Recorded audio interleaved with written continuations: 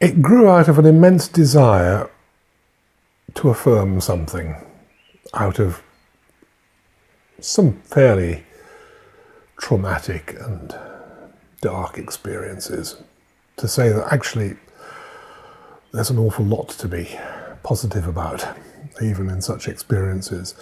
I remember years ago reading Kafka's Metamorphosis, the first time I was able to read it in German, and being very struck by a sentence near the end. This is a terribly bleak story, and yet near the end, Gregor, having been transformed into this black beetle, finds himself listening to the sound of a violin playing, and he asks himself, how could he be a brute beast, an insect, if music could make him feel like this? And I thought, that's, I think, the question I was probably asking myself unconsciously sometimes when I listened to music, particularly when I was younger.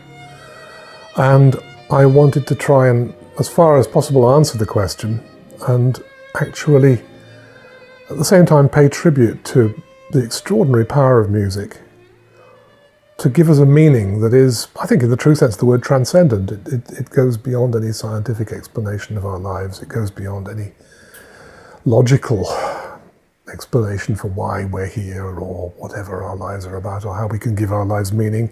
It just does. And it remains in some way mysterious at the same time, which I think is terribly important. For me, that sense of the fact that there is something sacred about life has come back in spite of suicidal depression, and music has been such an important part of that. And I just wanted to say, look, if it can do it for me, it can do it for you. Don't despair.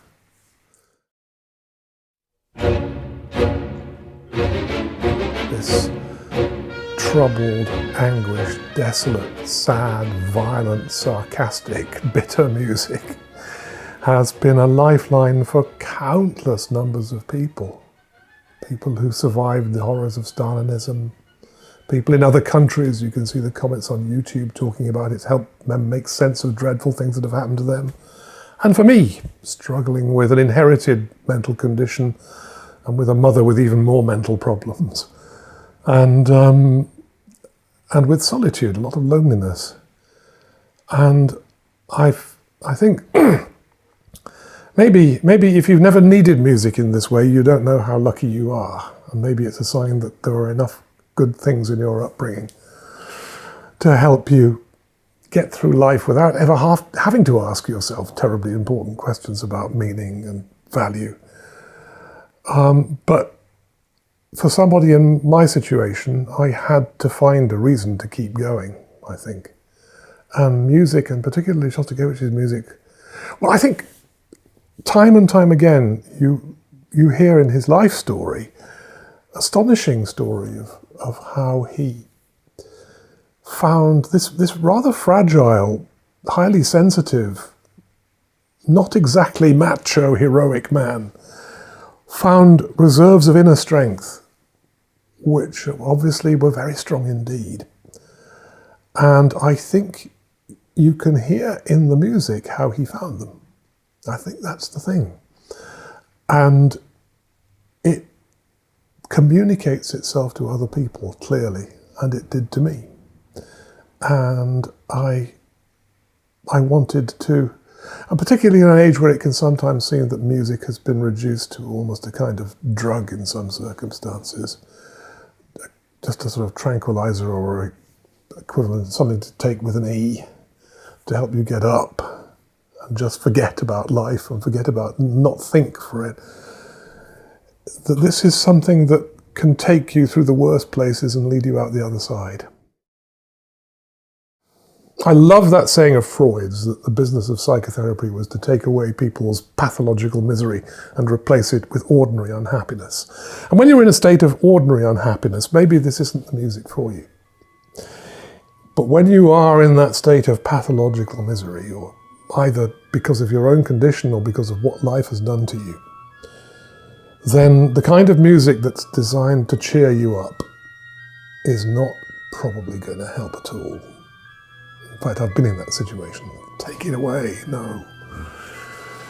And yet, music that reflects back what you are experiencing, A, gives you the sense that you're not alone with it.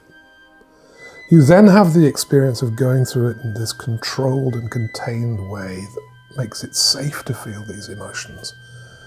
And on top of it, you have the experience of seeing it transformed creatively into something beautiful. And that's about as affirmative, I think, as you can possibly be.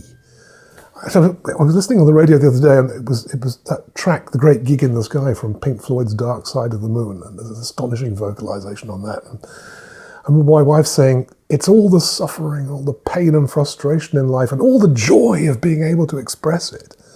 And I think that Shostakovich does that too, that there is, in these desperate moments, there's also a joy that you can somehow take them and make something out of them. It's as affirmative as I think you can get. Far more affirmative than just walking around with a big grin on your face singing happy, happy, happy, happy, happy. It's, I'm not even sure I know what happiness is. I don't know what joy is, though. And joy is somehow rooted in and acknowledges pain and sadness.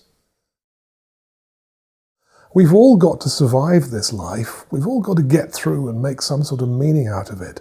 And that, it seems to me, is the core of what Shostakovich is saying to us, whatever his political affiliations were. And I feel it's a bit of a red herring, it's a bit of a camouflage when the real issues are much more fundamental to the simple business of being human and existing.